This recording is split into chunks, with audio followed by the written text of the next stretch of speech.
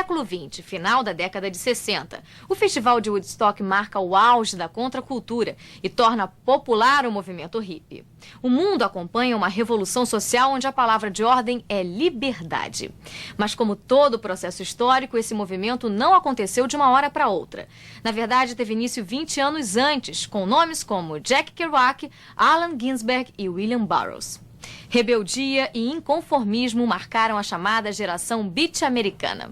Embalados pelo jazz e o blues de insatisfeitos com a conformidade social, os beatniks desafiaram o sistema. Nada mais era proibido.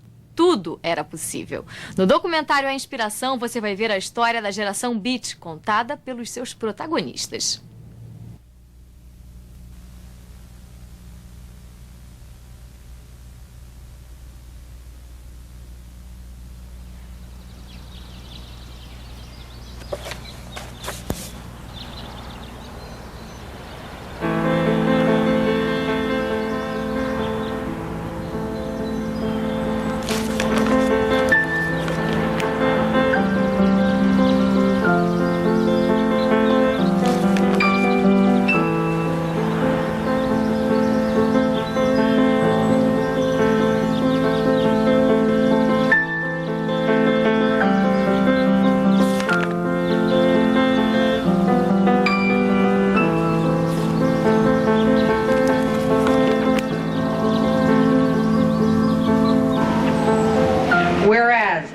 Ginsberg has made a lasting impact as a poet and a scholar, and whereas his candor and scholarship has served as an inspiration to an entire generation, now therefore I, Mayor of the City of Boulder, do hereby designate Sunday, July 3rd as Allen Ginsberg Day.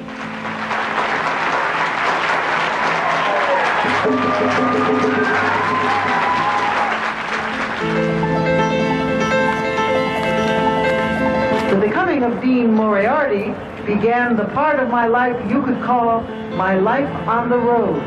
In the bar, I told Dean, hell, man, I know very well you didn't come to me only to want to become a writer, and after all, what do I really know about it, except you got to stick to it with the energy of a Benny addict. Because the only people for me are the mad ones. The ones who never yawn or say a commonplace thing, but burn, burn, burn like fabulous yellow Roman candles, exploding like spiders across the stars, and in the middle you see the blue center light pop and everybody goes, ah!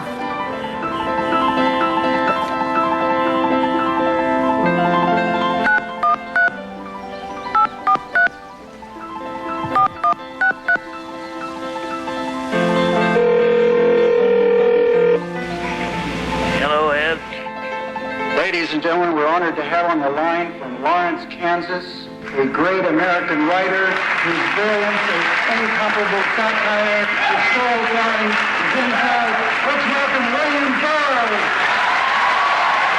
How many people are there? Town hall is packed.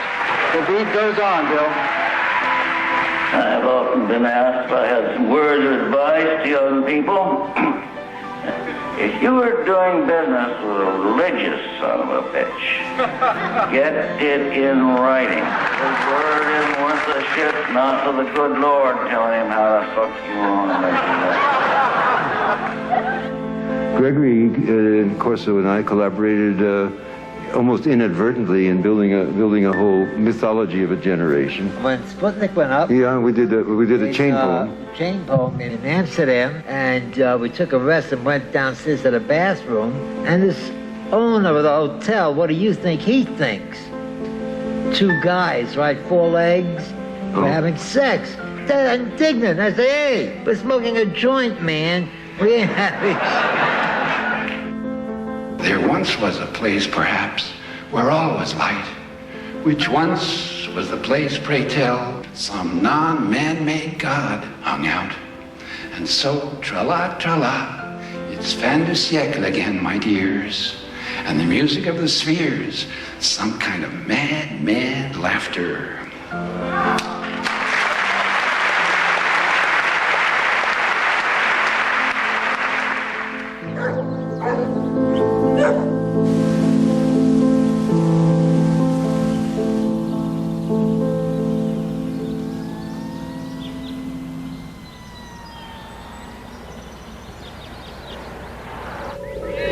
Space, like the final frontier, man. These are the voyages of the hip Starship Enterprise. Captain, permission to beam Lawrence Ferlinghetti aboard. Permission like granted. Where are we headed, man? To like the planet Bungo. They were the lonely voices of dissent in the 1950s, outsiders and proud of it. They were the artists who called themselves Beats. Hear the sound, hear the sound. Zoom, zoom, zoom. Zoom, zoom, zoom. Balachate, Sputnik, H-bomb, explosion, explosion, explosion. Bang!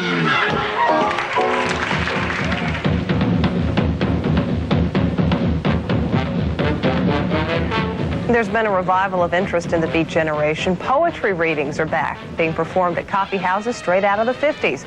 Even MTV now has poetry programs that would make Jack Kerouac proud.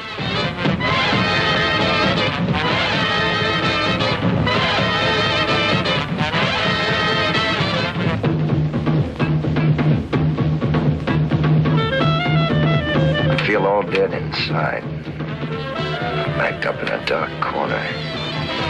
And I don't know who's hitting me. Shorty, get me that fight from Quinn. I want money, do you understand? Money, money! I forbid. Better buy a gun and shoot yourself. You need money to buy a gun. It's my first day in school. Some kids got around me, white kids. They said, "Hey, you, is your father a monkey?" I was dumb. I smiled and said no. Well, they wiped that smile right off my face. They beat it off. I had to get beat up a couple of more times before I found out that if your color just stink.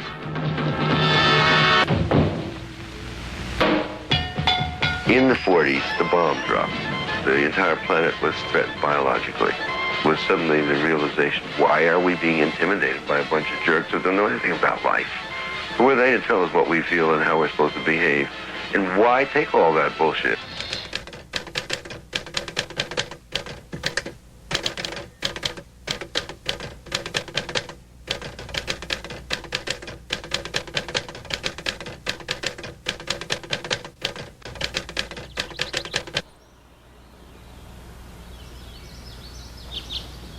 We're at Columbia University now, and the connection here with the Beats is that this is where Jack Kerouac and Allen Ginsberg met, and the catalytic reaction began that became the Beat movement, and that was one of the forces that helped create and I think shape the movements of the 1960s. Now, Kerouac comes down from your own fair state of Massachusetts, from Lowell. He's a working class guy.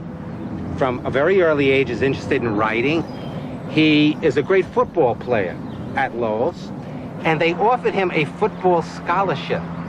The man who shook up America with the Beat movement basically began as a jock until he hurts his leg. And at that point, he meets Allen Ginsberg from Paterson, New Jersey, father, high school teacher, poet of minor note. And they're not talking too much about football. They were interested in something very corny, trying to find truth and meaning in life. We weren't trying to make a social revolution particularly. We were just trying to propose our own souls to ourselves. Were they lovers? We felt very close to each other, just intuitively, but, without any overt sexual thing, except that I was in love with him. I had a crush on him, I had a crush on everybody. They found African-American culture fascinating. They related to weird people like William Burroughs.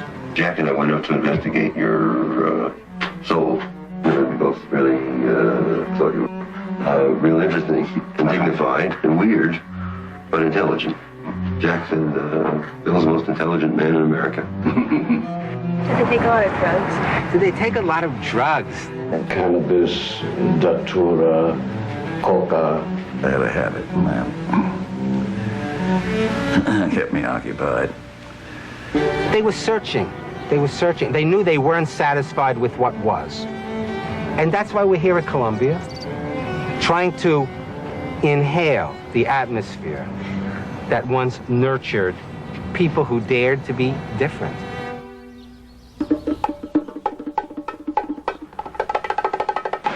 began exploring Times Square.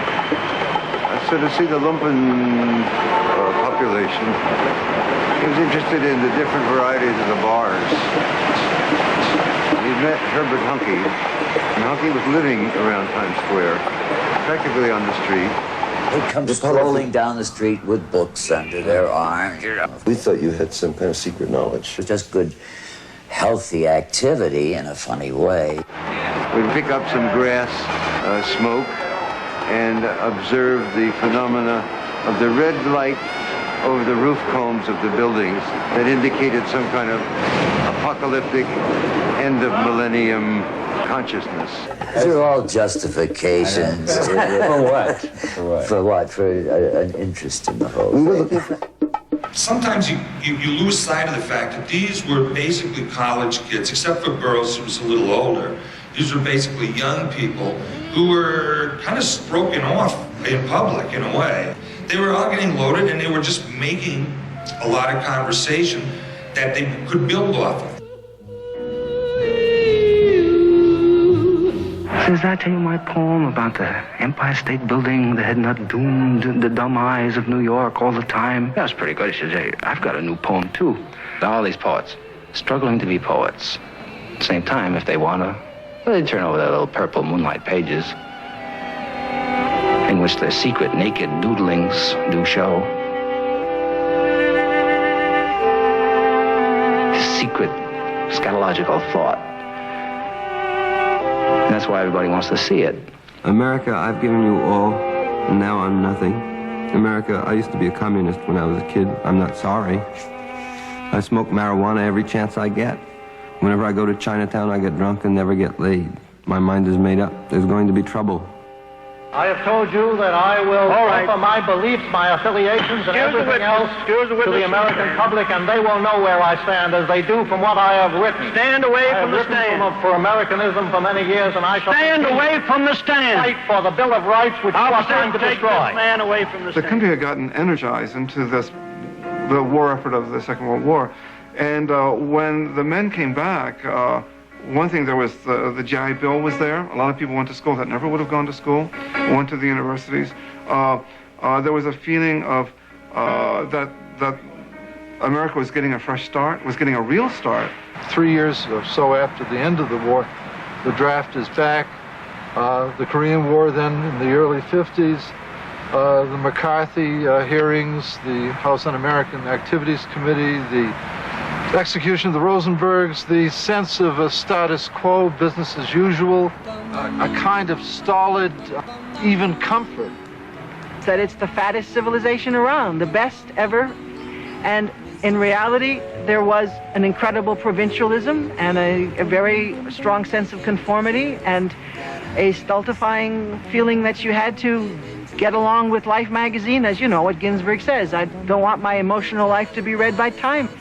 Eisenhower's intention was that we should try to settle down to some nice, quiet American pursuits and not rock the boat. And it was time for us to ease off a bit. He accomplished that. The country was pretty quiet. We ask every citizen to immediately report any information regarding espionage, sabotage, or un-American activities to the Federal Bureau of Investigation. That made him such a flop. Was he beat, or when he should have bopped? It was such a schizophrenic distinction between the private world of what everybody knew and talked about, like black culture or tea-head culture of those years, or just sexual culture or gay culture. There were all these marginalized cultures which were never represented in public. It was friendship, affairs, intermarriage, and a sense of a community. They were the jazz musicians, and they were related to the abstract expressionists. But that wasn't the only thing that was going on then. The poetry scene was important, but there was also the living theater was going on then.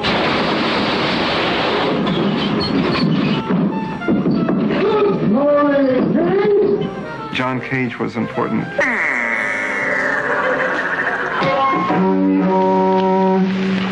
Happenings were happening then.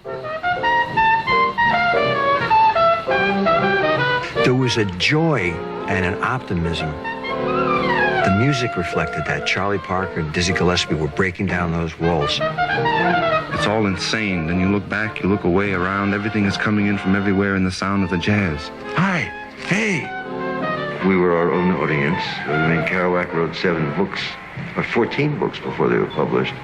We were more or less united, I would say. Sports increased awareness, increased freedom. There were little connections that were making and they were building. What you had here, as near as I can tell, was a collection or a gathering of very, very great intelligence. Dostoevsky's Notes from the Underground is the model of a lot of these people, the guy who lives in some kind of hole and rails at what's going on around him. Many of us, without knowing Dostoevsky, thought that was our role. To write poetry, to write music, to paint, to act, to dance, to dare to dream. Alan had this vision, these late visions, and he suddenly said, we're taking over the universe.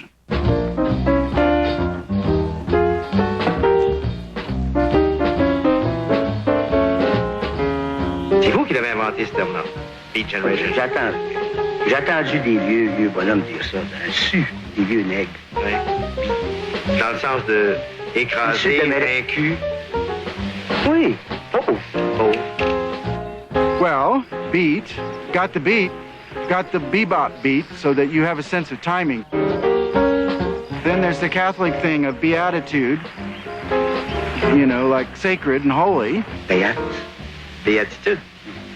Hunky gave it as the one I would usually give it. If somebody wants to tell you their problem and all that, you say, not now, man, I'm beat. When the Sputnik went up, they said, oh, these guys are out of this world. Beatniks. Beatniks, nutniks, they all act like they was behind the door when the brains was handed out. Well, Mr. Ginsberg, maybe about 2 months after I had left prison, 49? You said 50. If it's at the beginning of 1950, girl, sorry for one fucking little mistake. Stay out of it. Women were pretty much ornaments for the men in the Beats, and they were the caretakers. They got away with murder because what they were proselytizing produced the male artist hero. Patty cake. Sylvia, did you see me wave my Zen stick? And there was a look all the women had, a certain look. It was hard to tell them from each other. I don't think we were particularly machismo. Actually, Burroughs and I were queer, very sensitive and literary. Well, some of my best friends are women. Most of them were gay, except Jack. Now, Jack had a tough time with women in a way. When I got in trouble with him, he got very unhappy that I fucked his girl. But that was the time when I did not know Jack. I was just introduced him. It wasn't as if I fucked my best friend's girl. It's the beat generation. It's Bayat. It's the beat to keep. It's the beat of the heart. It's being beat and down in the world and like old-time lowdown. And like in ancient civilizations, the slave boatmen rowing galleys to a beat.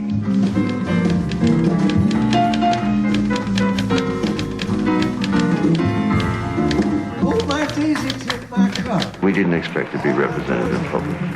We just wanted to represent ourselves and write for heaven, you know, building up treasures in heaven. I think Kerouac despaired of ever having his work published. I read the book, and I was simply stunned.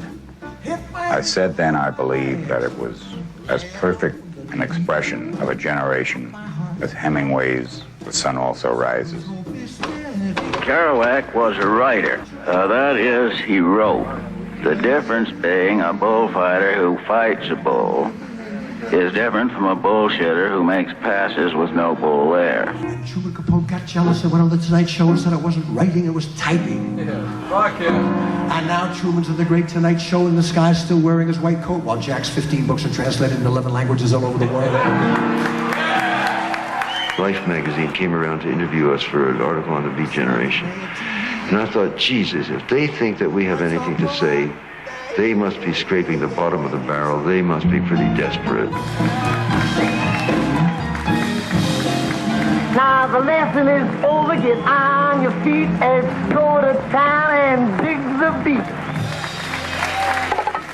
Dois livros, On the Road, de Jack Kerouac, e Uivo, de Allen Ginsberg, abrem as estradas da literatura e espalham o libelo da geração Beat pelos Estados Unidos. Você vai conhecer um pouco da obra dos dois poetas na interpretação de Johnny Depp e John Turturro depois do intervalo. Nós voltamos já já.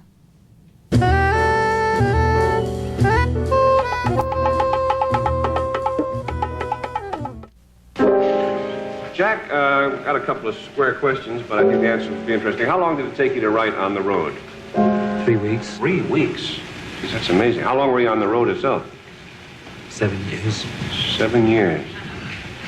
Yeah, I was on the road once for 3 weeks, and it took me 7 years to write about it. Or the other way around. I've heard that you write so fast that you don't like to use regular typing paper, but instead you prefer to use one big, long roll of paper. Is that true? Yeah.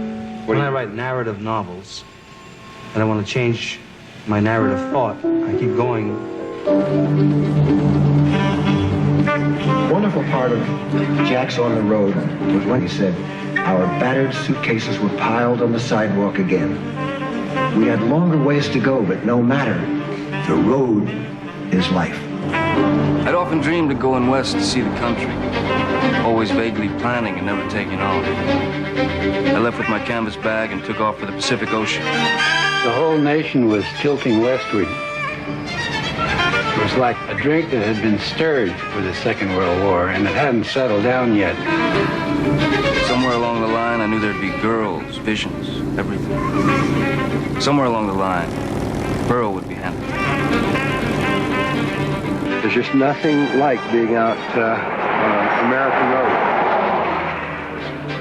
You get outside, something happens to you, and when you're traveling through outside, the wind goes over the top of your head, and you get a static charge.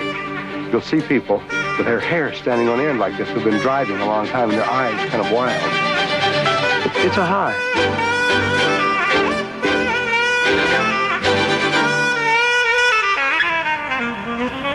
The center of gravity of our imagination and poetics moved off the East Coast and came out into these grasslands. There was the expansion of a heart to learn and enjoy all of America. And that included, as you see in Jack's work and in Alan's work, the lives and minds of ordinary people. We arrived at Council Bluffs at dawn. All winter I'd been reading the great wagon parties that held council there. And of course now it was only cute suburban cottages all laid out in the dismal gray dawn. Then Omaha, and by God, the first cowboy I saw in a 10-gallon hat and Texas boots. Looked like any beat character the brick-walled dawns of the East, except for the ghetto. America, this is quite serious. America, this is the impression I get from looking in a television set. America, is this correct? It's true, I don't want to join the army or turn lathes and precision parts factories. I'm nearsighted and psychopathic anyway. America, I'm putting my queer shoulder to the wheel. And away we go! Into the interior. A vast subdivision antenna of television to the meaningless sky. In life-proof houses, they hover over the young. Sop up a little of what they shut out.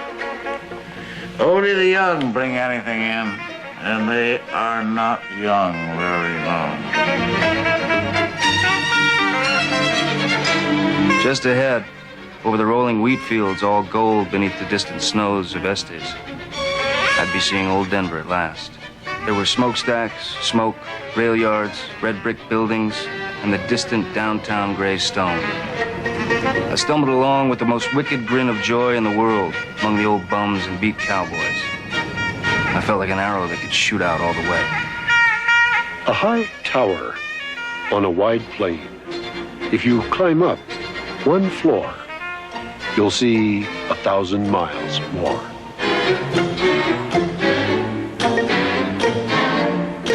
Right over those knolls over there, something wonderful is going to be. But you found out the more you went, there was just more knolls. So, in America, when the sun goes down, and I sit on the old broken down river pier watching the long, long skies over New Jersey, and sense all that raw land that rolls in one unbelievable huge bulge over to the West Coast, and all that road going. I think of Dean Moriarty, I even think of old Dean Moriarty, the father we never found. I think of Dean Moriarty, I think of Dean Moriarty.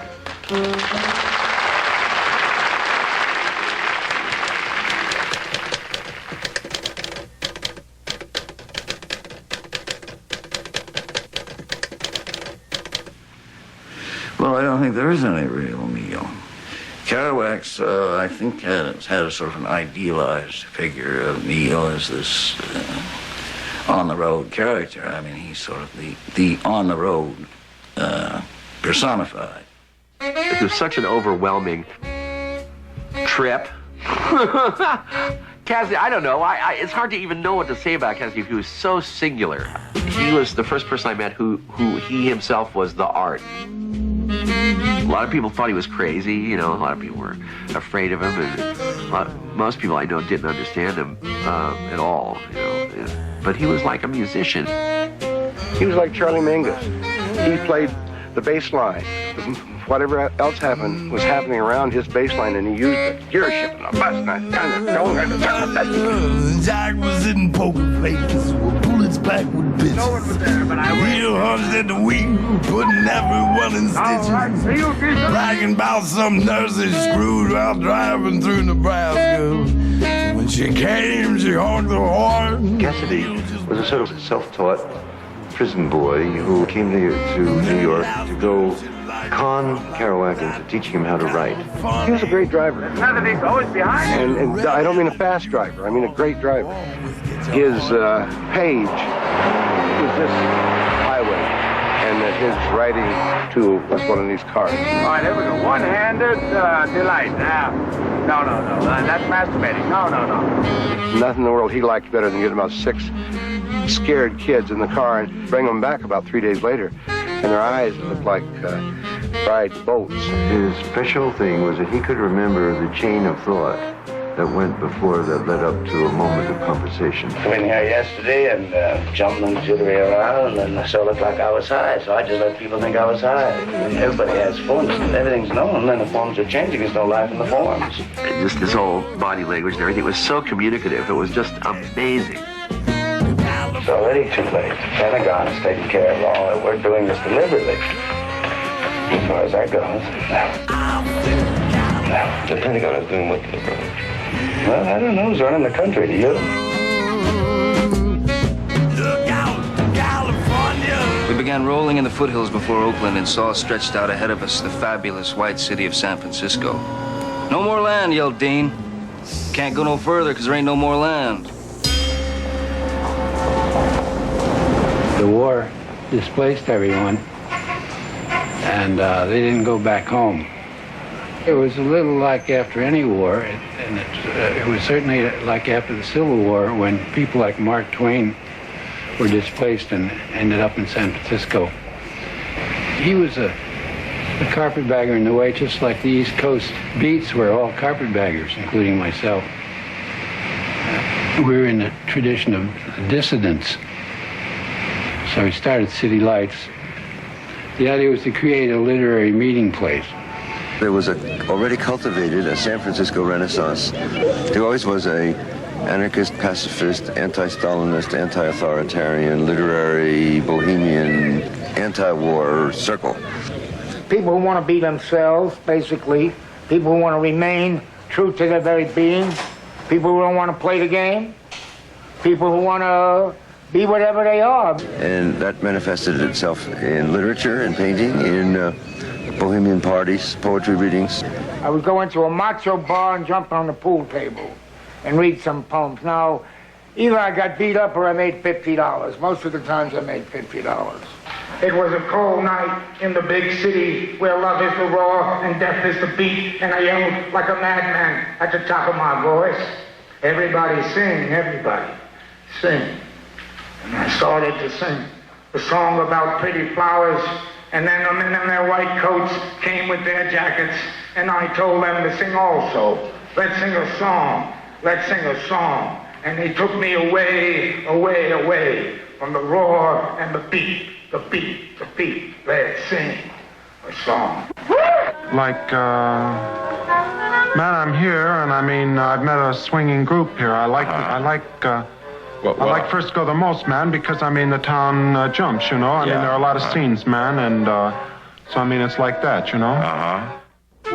Kenneth Rexroth is sort of the philosopher, the anarchist philosopher who preceded us in San Francisco, said that San Francisco was to the artists as Barcelona was to the Spanish anarchists. That is, it was a haven for thinking and feeling people. In those days, we were all outlaws. Anybody who had feelings of their own or had their hair a little bit too long or had an idea of their own or wanted to experience new states of consciousness or to deepen themselves or to grow a soul or to feel anything out of the ordinary was a renegade. I'm Stephen Ronan, beat historian. Here I am at 3119 Fillmore, location of the former Six Gallery, where poet Allen Ginsberg debuted his poem Howl, and the history hasn't been the same since. Rexroth had been invited to organize a reading at the Six Gallery.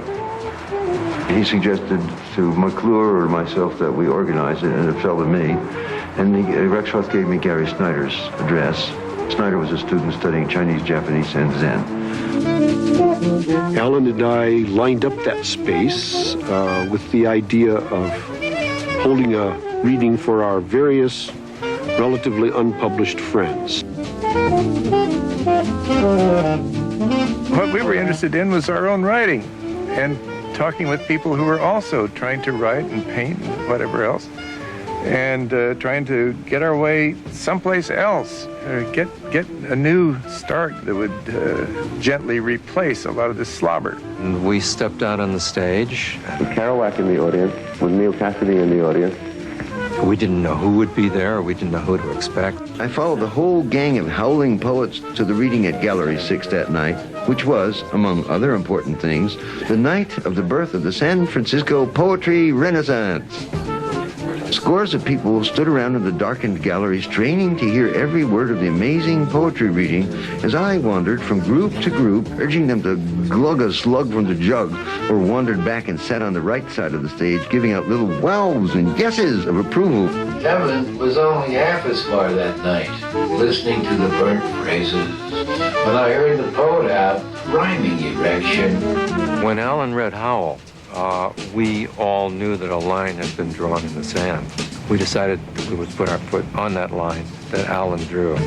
I was there, and the next morning I sent a telegram to Allen Ginsberg saying, I greet you at the beginning of a great career. When do we get the manuscript? I had a conversation with Rexroth the next day. I said, gee, I'm going to be famous in San Francisco or in North Beach. And he said, you're going to be famous from bridge to bridge. The first edition was printed in England. It was seized by the U.S. Customs in San Francisco. All during the trial, we were still selling it.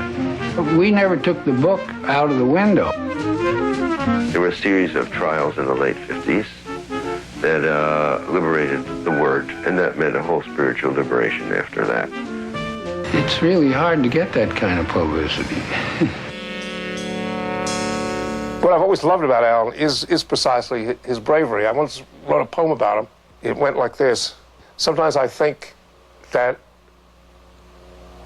ugly little queer, that four-eyed kike is the bravest man in America.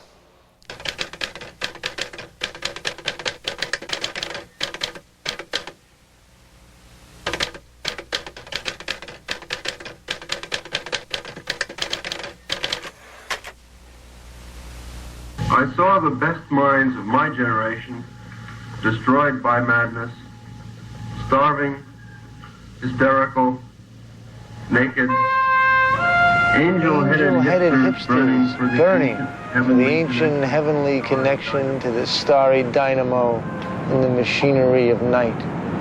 Who poverty and tatters and hollow-eyed and high sat up smoking in the supernatural darkness of cold water flats floating across the tops of cities contemplating jazz,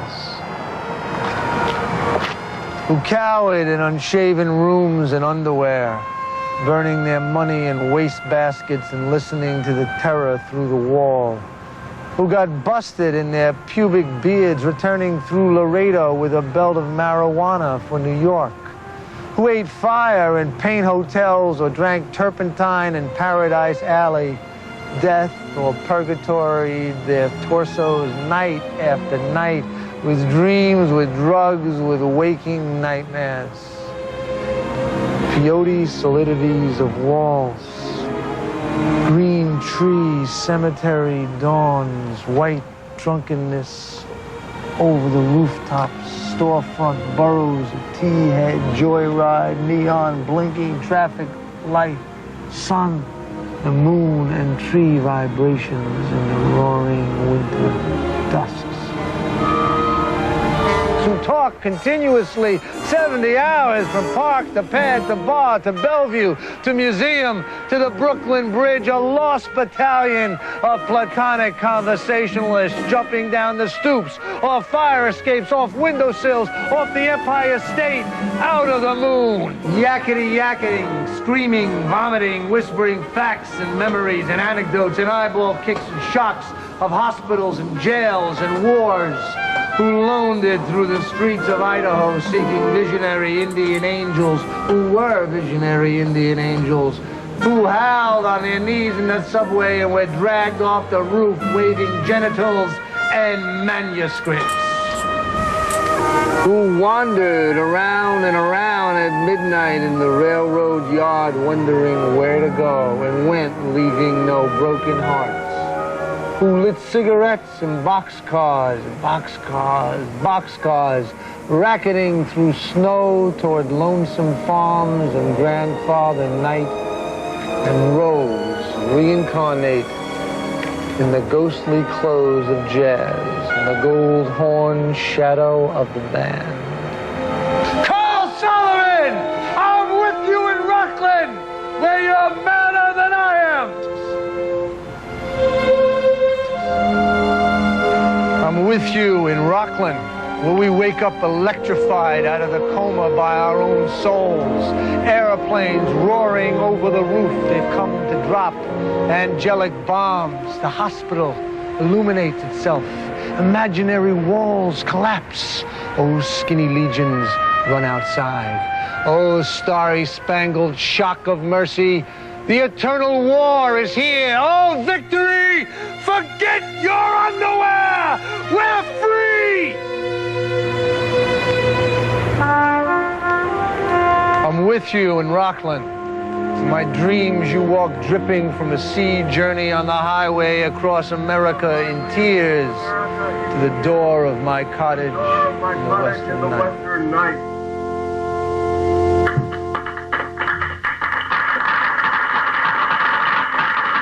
The poem had an immense effect on me, and I felt immediately that Ginsberg was at the least a major poet, maybe a genius. I had no idea that it would be famous. I had no idea that it was of such value to other people. Apparently it was. I just had never read any poetry that was that charged, that intense, that extraordinary, and I knew he was going to make a revolution in the consciousness of his time. So the Sixth Gallery is still there. It's just in a different place. Daqui a pouco, Dennis Roper interpreta William Burroughs. O escritor criou uma obra reunindo mais de 500 páginas de anotações soltas e sem ordem pré-definida de capítulos. No livro O Almoço Nu, Burroughs mostra o universo das drogas sob a perspectiva de quem viveu intensamente o vício. Você vê depois do intervalo.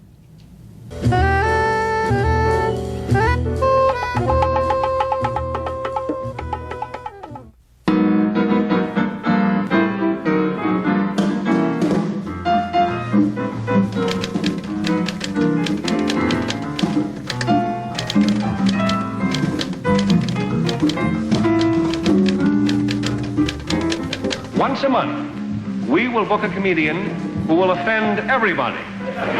There are words that offend me. Let's see, Governor Farvis, segregation offend me. Nighttime television offends me. Some might know. Both rabbis and priests, S-H-I-T. Only one F-U-C-K.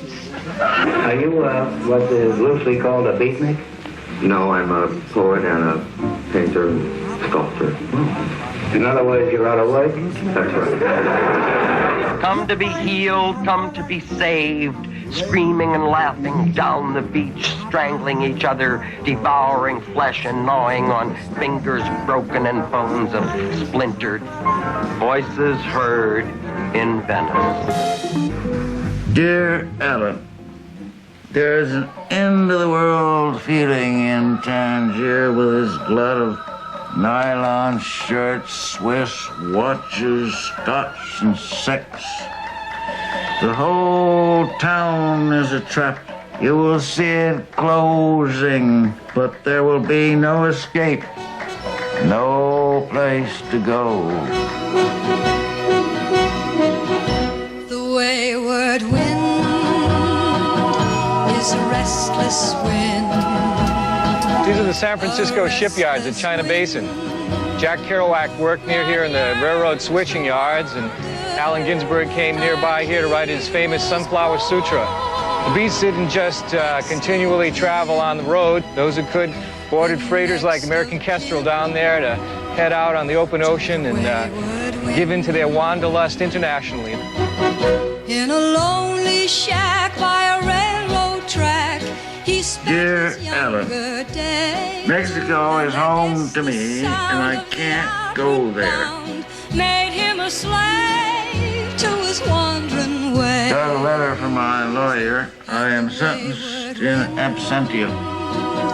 Is a restless wind, a restless wind. I think she said to Bill, "Well, shoot that off my head." I knew that the ugly spirit, which is always the worst part of everyone's character, would take over and that something awful would happen. Just an absolute piece of insanity. It was then that he began writing.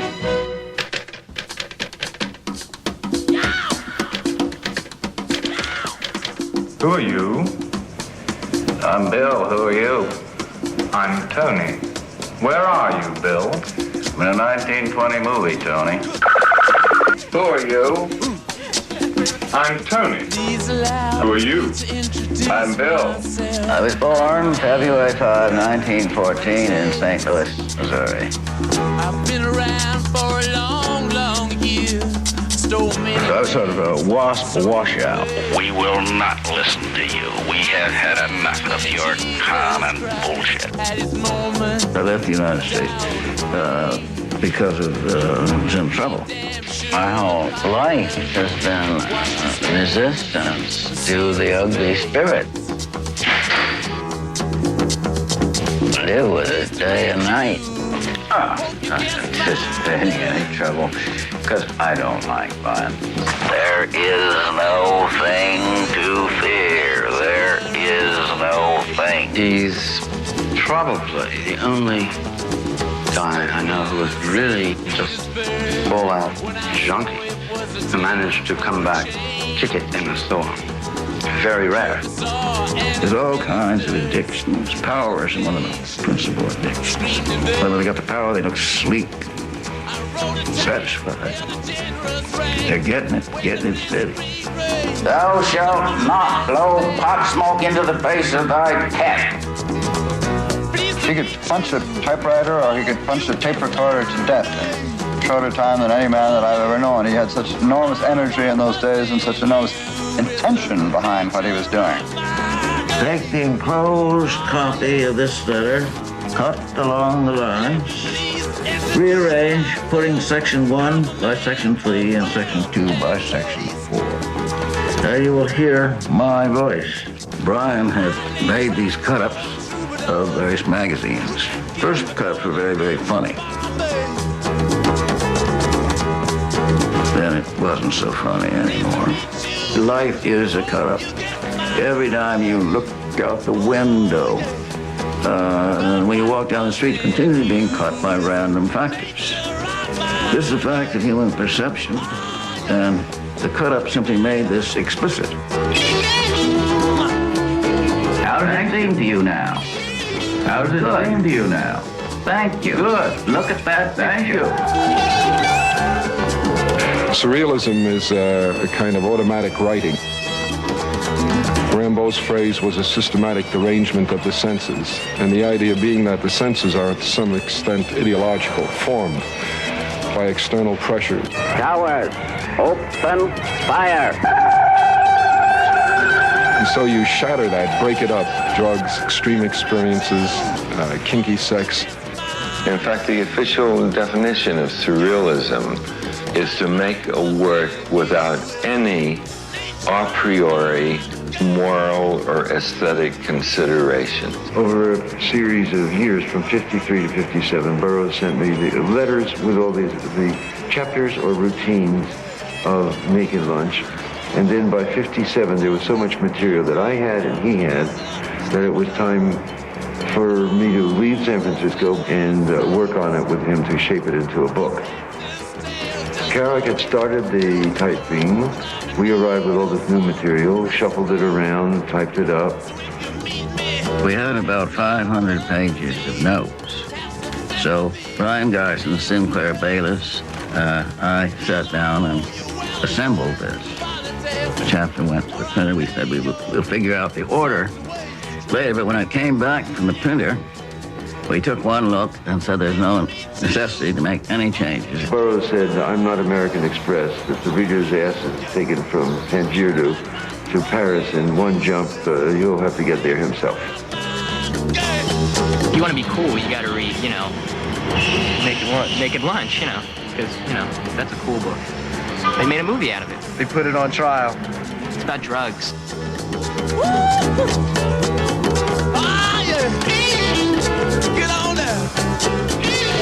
There's certain requirements. If someone can't stand hours, years of solitude, sitting in a chair alone in a room, he should look for another trade, I think. I tried to read Naked Lunch. I read halfway through it, and I pitched it. It didn't make much sense to me. It just sort of disgusts me.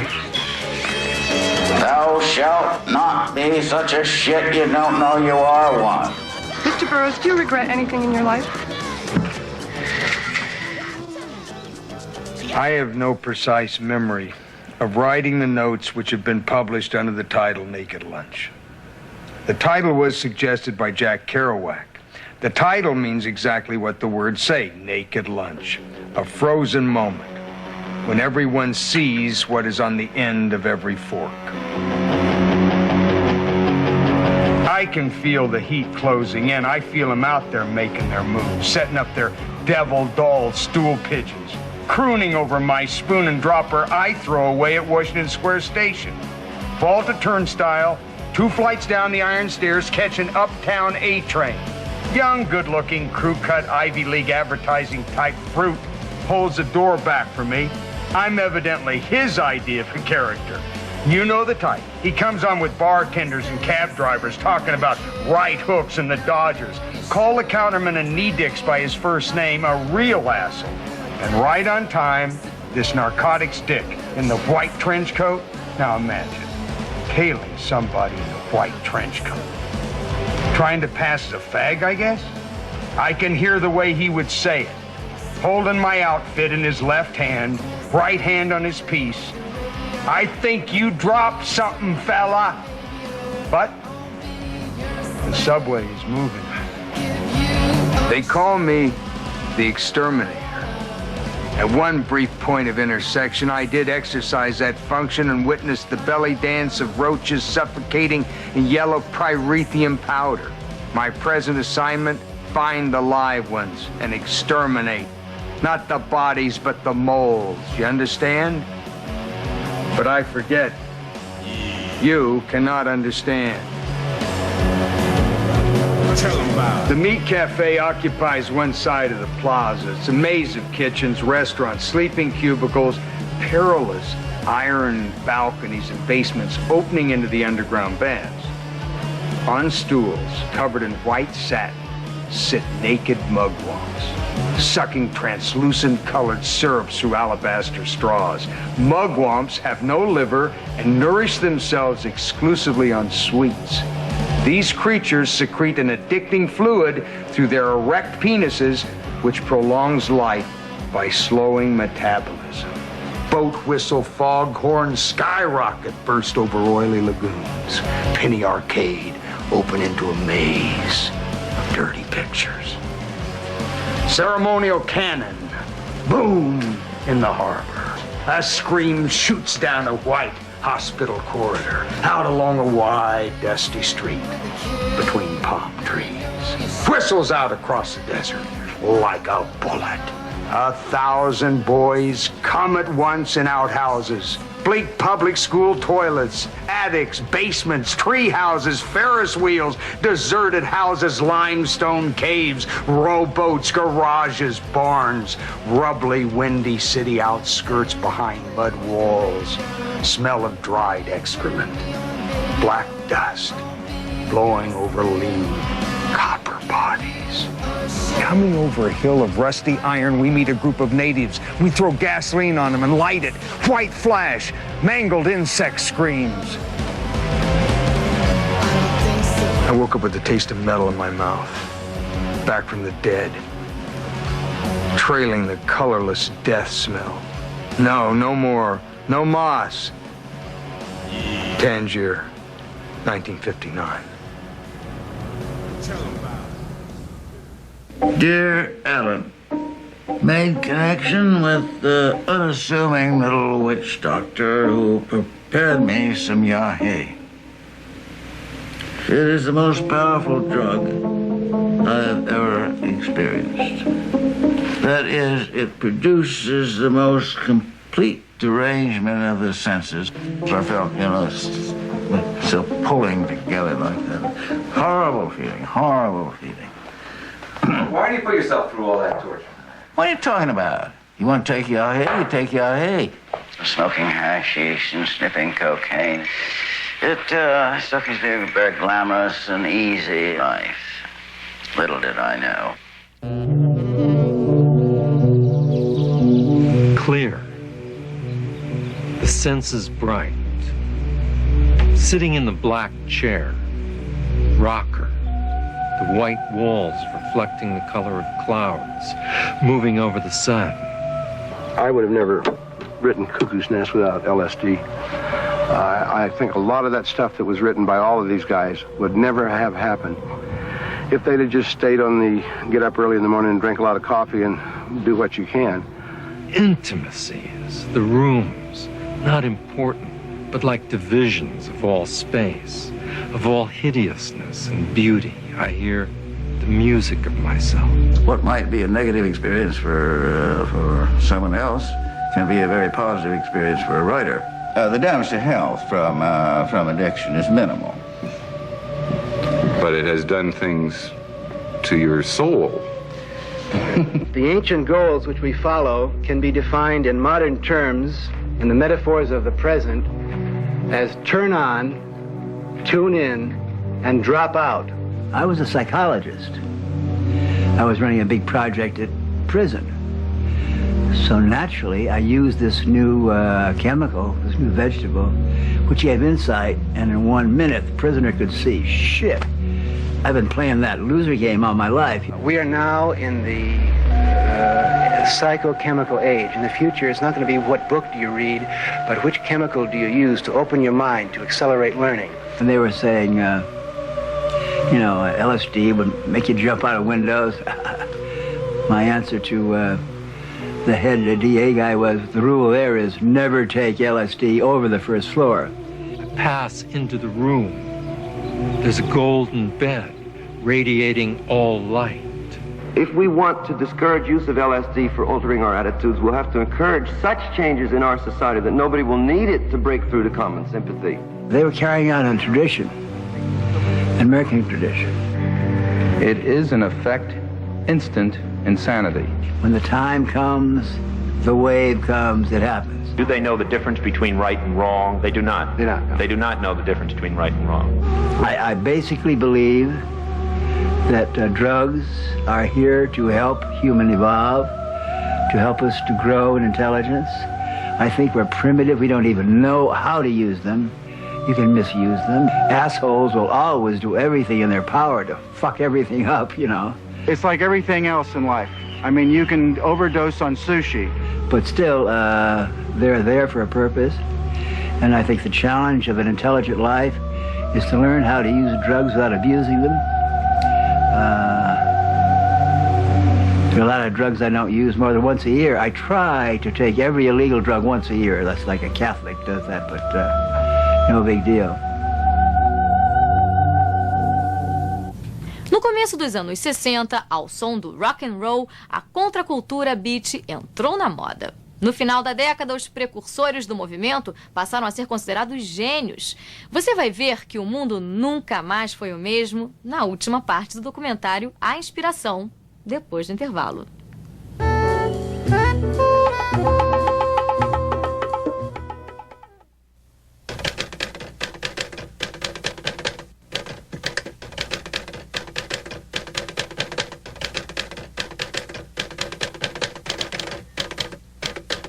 Good evening, fellow members of the Beat generation. Well, it's too piercing, man. It's too piercing. Well, I got to do the shout. No, man, it's too piercing. Like I don't dig loud noises. Well, you ruined the whole... Yeah, well, tough. I'll take my bongos and go, man. Only God can make a tree. They call you Beat Generation. I'll buy that. And I don't want any of that beatnik stuff during dinner either. And Richard, I don't want to see you smoking any of those funny cigarettes. Man like us, where can you get? Was a kind of beatnik craze around the end of the 50s. Oh, the reason we look for love is to protect ourselves from hate. Which became parodied and co-opted. Well, if that's true, then the reason you look for hate is to protect yourself from love. So Gregory Corso went to Paris. Burroughs stayed in Tangiers in Paris. Kerouac became more retired at home after having a great deal of venom and mockery laid on them. There's not enough time to read all the books, to see all the great paintings, to hear all the music, to think all the great thoughts, or just meet everybody. But you've got to try. I've got to try. You need a girl, Leo. Peter Orlovsky and I disappeared into India, basically. Went around the world and stayed away for 3 years and studied something new.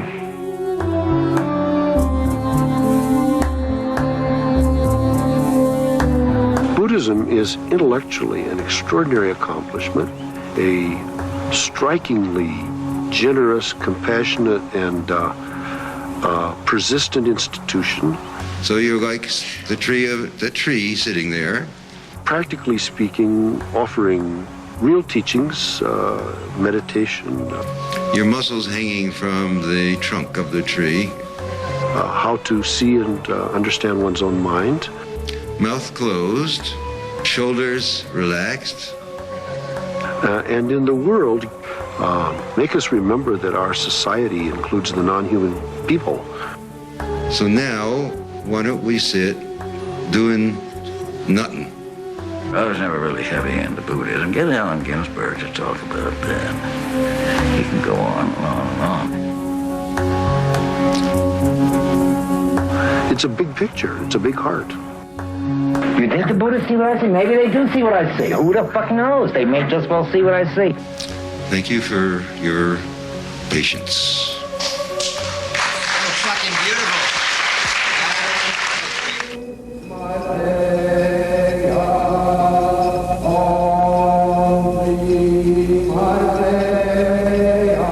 I guess it's like the argument that Alan and I always have. To me, Buddhism is another form of metaphysics. I'm a materialist. You know, my view is that the fundamental thing that exists is matter in motion. If I can have your heart, if I can have your prayers, if the good Lord is willing, I will continue to try to lead this nation and this world to peace.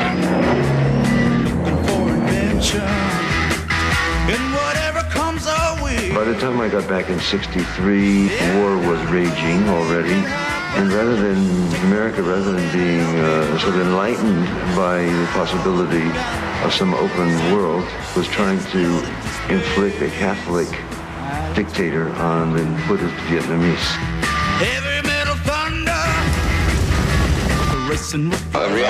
React to the greatness of the march on the day and it was victory or what? You happy with it? Hari Om Namo Shivaya. We were beatniks, we reveled in it, we never called each other beatniks. Then all of a sudden, in late 1966, early 67, Ginsberg and Gary Snyder and others organized this big, huge be-in San Francisco. And right after the be-in, all of a sudden you were no longer beatnik. You were a hippie. Born to be wild. So I really didn't have any friends all through high school and college. There was nobody I could communicate with. And yet I knew that I couldn't be the only Martian.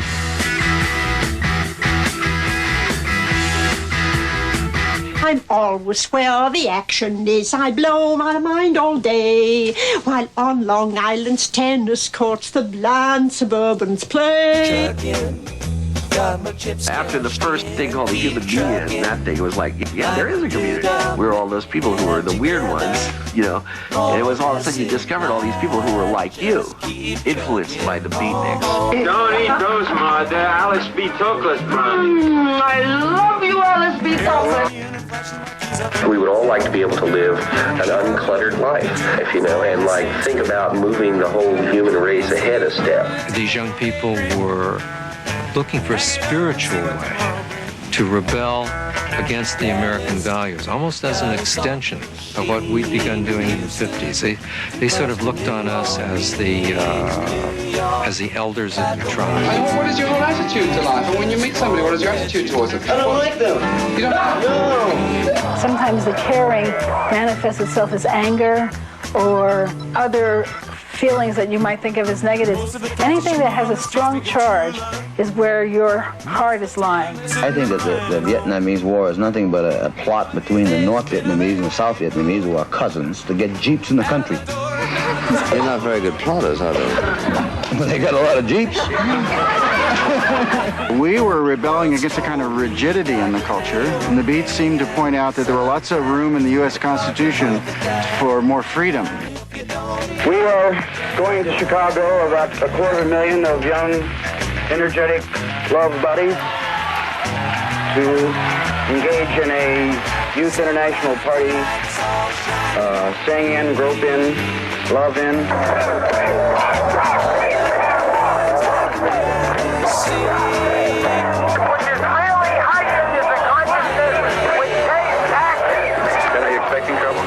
To march? What does we expect trouble all the time? A whole generation was systematically cut off from outlets to personal meaning. We could play the game, but what was it about? No one knew. A policeman isn't there to create disorder. The policeman is there to preserve disorder. So we went with our more non-conforming impulse. The Beats were originally non-political. Others who were political were really following the Beat movement to its logical conclusion. He was wonderful. He was an honored presence. They had a vision, and the vision was truth, justice, and the American way. Just like the guy with the cape. They were the supermen and superwomen of our era.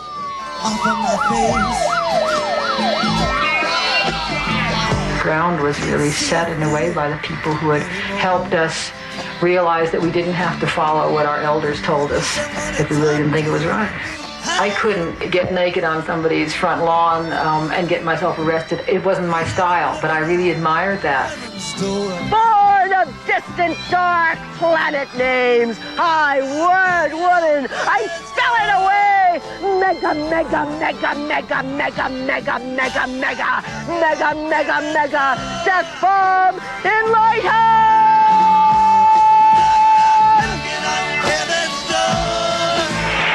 There's a time when the operation of the machine becomes so odious, makes you so sick at heart that you can't take part.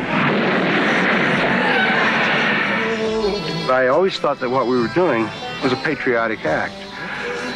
Who has always been out there, old crazy coots that keep out on the edge of where civilization is gone. I think a lot of this comes from Cassidy and from Kerouac.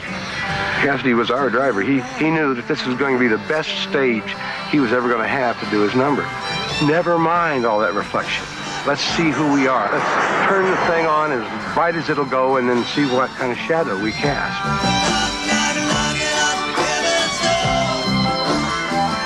I put my back toward the screen and then spun and let the momentum carry the panel through the screen and window with a ripping crash.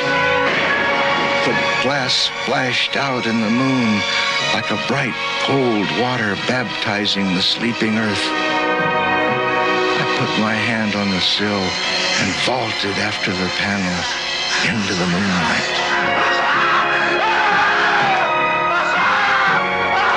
Kesey, do you feel that you have the right to do what you want, whatever you want, and still live in this world? I feel a man has the right to be as big as he feels it in him to be.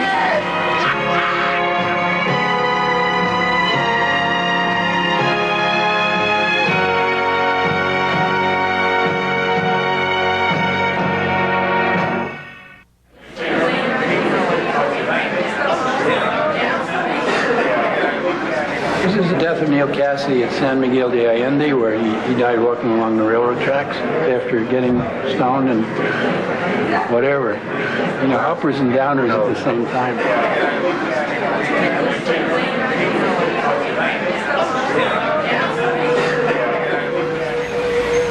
He wasn't destined to grow old. He was always young, and he always will be. 100 years ago, he would have been on a horse, but his hot rod was his horse. Delicate eyes that blinked blue Rockies, all ash. Nipples, ribs I touched with my thumb, or ash.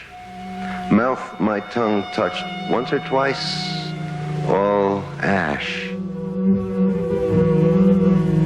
Our existence is so brief, as we understood it, that it becomes more poignant, more emotionally rich, knowing that it's like a dream that is already finished, as Kerouac once said.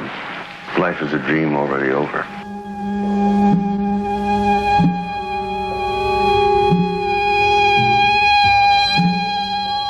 Jack suddenly one morning had a hemorrhage.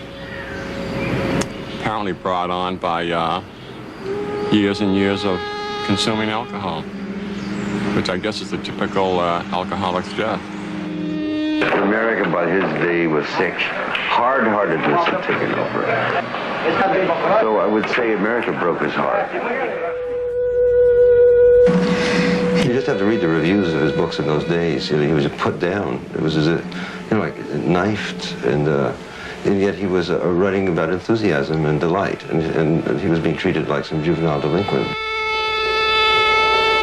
Now, Jack, Mr. Kerouac, to what extent do you believe that the Beat generation is related to the hippies? Oh, what do they have in common? Was this an evolution from the one to the other? They're just the older ones. Yeah. I'm 46 years old. These kids are 18. But it's the same movement, which is apparently some kind of Dionysian movement in late civilization, and which I did not intend any more than I suppose Dionysius did, or whatever his name was. Hey, that was good, wasn't it? Good all the time, boy. Give that man a drink. Spent all the night with poets and so on. He drank and all that. And, well, I said, aren't you afraid of hell? He says, oh, no. He says, I'm concerned with heaven. He says, I'm thinking about heaven all the time. I want to see Gerard, my little brother. He'd already scribed 1,000 dreams, 1,000 pages of Dharma, 1,000,000 words that sounded like 1,000,000 ears. His heart was tender. He'd already died and become recording angel. Jack Kerouac, the novelist who wrote On the Road, reached the end of it today. The 47-year-old spokesman for the Beat generation died of a massive hemorrhage in a St. Petersburg, Florida hospital. And what love endures, all my thoughts of you, for I'm so completely yours. All the people that leave this stuff here, it's their way. You know, it's their way of coming here. It's part of their path, you know. It's like 13-year-old kids, college kids, guys my age, old-timers. Wicked spectrum. So, that's what's going to happen to you? No, I want to be in an unmarked grave. What do you think Jack would have felt about all this? Yeah, he would have grooved on this stuff. Why? Because this stuff comes from the heart, and that's where he was coming from. I believe in order, tenderness, and piety. Well, then your point was that a movement which you conceived as relatively pure has become ideologized. No, a movement that was considered what? Pure. Yes, it was pure in my heart. Don't explain.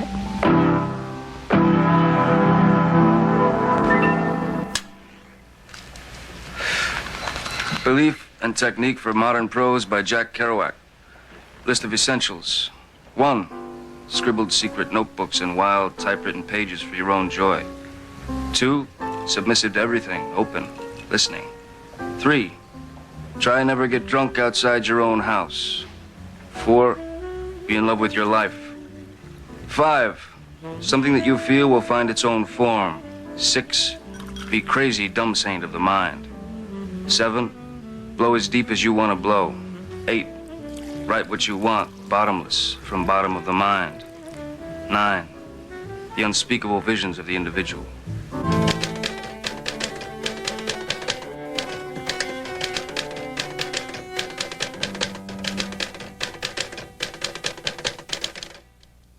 I'd like an omelet, plain, and a chicken salad sandwich on wheat toast. 16 years ago, we were put down for being filthy, beatnik, sex, commie, dope fiends. Now all you have to do is hold the chicken, bring me the toast, give me a check for the chicken salad sandwich, and you haven't broken any rules. You see that sign, sir? You see this sign? 16 years later, Alan's the respect of his elders, the love of his peers. Do you have nostalgia for the 50s and 60s now?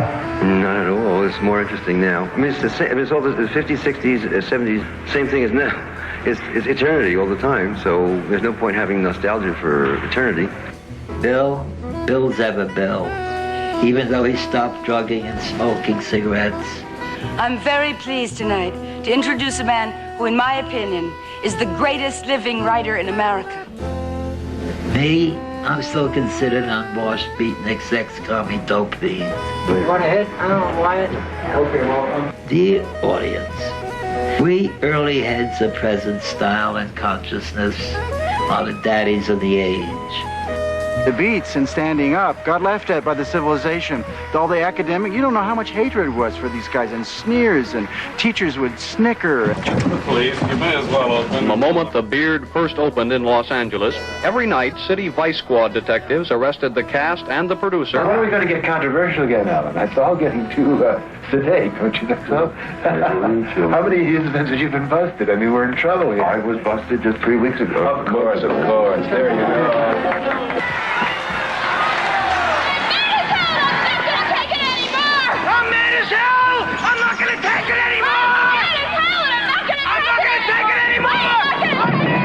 Literary movements for 200. Allen Ginsberg, Jack Kerouac, and Lawrence Ferlinghetti were part of this group of writers. Jeopardy, TV program. Oh. Burroughs, Kerouac, and Ginsey are accepted in the literary style. On the contrary, Gregory. The point is, those three were the big ones. And if anybody afterwards... Well, that's all right with me. But it ain't all right with me because they were the only way to place me. I had my book published before his. Yeah, but Gregory, you seem very bitter and... Bitter? Your poetry and your work is so joyful and happy. Bitter? I'm not a bitter man. Bitter? Up at my palms, top all your shots. Watch the game, you don't even know what's going to happen 80 years from now. These fuckers may be niente. Gregory Corso. Whereas Lowell-born author Jack Kerouac is known as one of this century's most important figures in American literature. Now everybody says, oh, I went to school with him. Oh, yes, I knew him very well. Dear Daddy Jack, I am your real daughter that you never found. Love everlasting, Jan Michelle.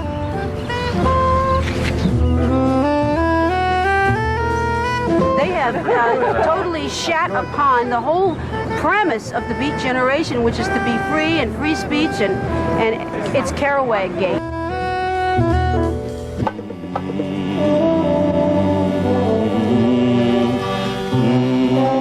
Ladies and gentlemen, an American hero, American bard, American genius. You can't see on the left, it says all proceeds for this image go to the Jack Kerouac School of Poetics in Naropa Institute, Boulder, Colorado. Oh, that's great. This goes to the... I got my alibi. Oh, that's good. That's a good cause. I have my alibi for not selling out. Not many people do. No. True teacher, death, I do thank you for inspiring me to sing this blues. Father, breath, once more. Alan died April 5th, 1997. He said to me, I thought I would be terrified, but I'm exhilarated. His last words to me. Will tell. Larry was another. I talked to Tim the night of his death. He said, why not?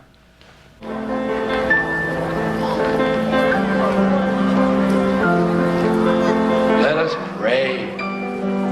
Our Father, whose art's in heaven, hallowed be thy name, unless things change. Keep the fire alive. Keep love alive, brothers. Keep love alive. Do you still write poems and things? Still? Me? I never stop in my life writing poetry. When I feel like writing a poem, I write a poem. How can you stop? Can you give us a line of the newest that you wrote? A line? A line? All right, death is a rumor spread by life. How's that? You'll come again?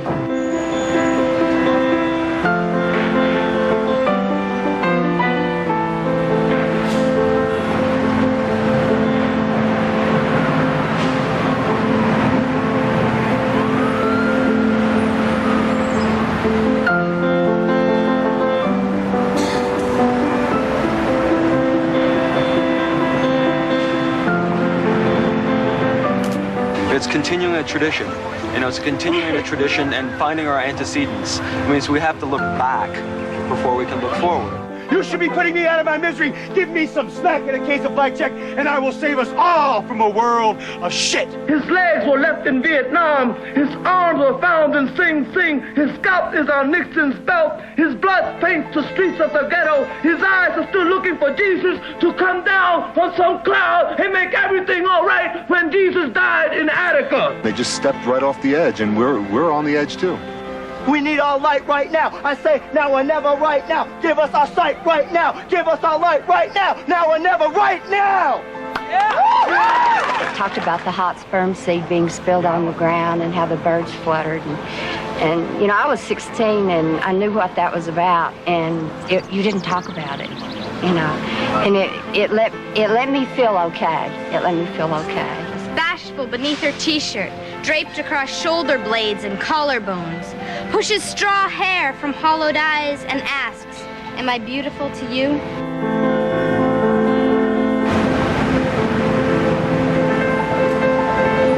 I could clearly see revealed the connection of her black seam stockings and her red garters, like two deadly circuits fused to activate a device of total annihilation. Vengan todos mis hermanos y hermanas, all the Mambo kings and cumbia queens, Aztec lords, Inca princesses, every Hernandez and Fernandez.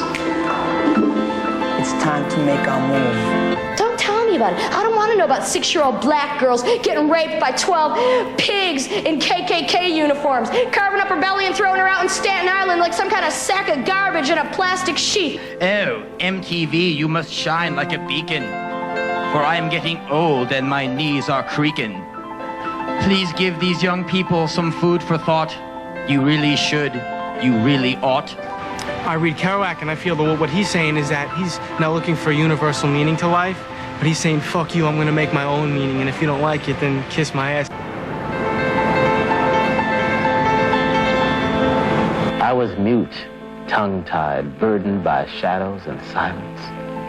Now I speak, and my burden is lightened, lifted, free. I know this body is impatient. I know I constitute only a meager voice and mind, yet I love. I want no sentimentality. I want no more than home. A young person will come up to me, and he'll be standing there. Maybe he'll have a mohawk, or maybe he'll have one side of his head shaved and the other side in dreads. And he and I are sharing many of the same thoughts. He's anti-war. He believes in the environment. And that person will say, "Whatever happened to the Beats and to the '60s? Did they just get run over by the steamroller of the corporations?" And it makes me want to laugh, because this kid is so much like what so many people from that period made possible. He's standing there in his own natural, much freer body asking me those things, and it's kind of funny because I think, you're us. Because we're the source.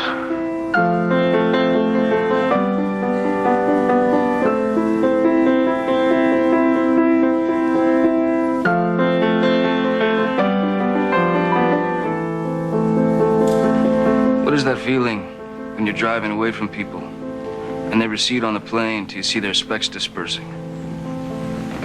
It's the too huge world vaulting us, and it's goodbye. But we lean forward to the next crazy venture beneath the skies.